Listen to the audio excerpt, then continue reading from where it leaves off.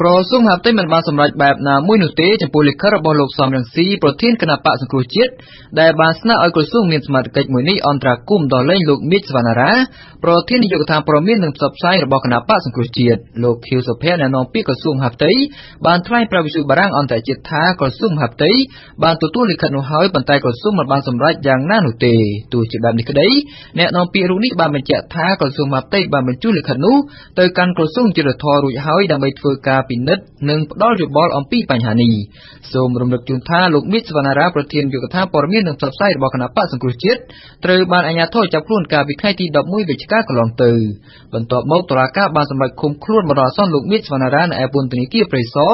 ក្រោមបទចោទដឹកនាំកុបកម្មញុះញង់ឲ្យប្រព្រឹត្តបទឧក្រិដ្ឋនិងផ្ដាំគំនិតក្នុងអំពើហិង្សាដោយចេតនាមានស្ថានទម្ងន់ទោសពាក់ព័ន្ធនឹងអំពើហិង្សានៅជិតទីលានប្រជាធិបតេយ្យកាលពីថ្ងៃទី15កក្កដាកន្លងមក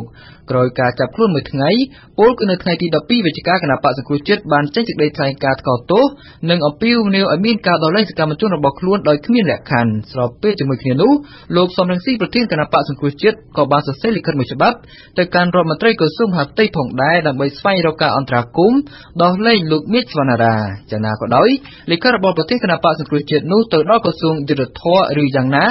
មិនត្រូវបានលោកសសុភ័ណ្ឌនាយកខុទ្ទកាល័យរដ្ឋមន្ត្រីក្រសួងយុត្តិធម៌បញ្ជាក់ឲ្យដឹងនៅឡើយទេនៅល្ងាចថ្ងៃសុក្រនេះ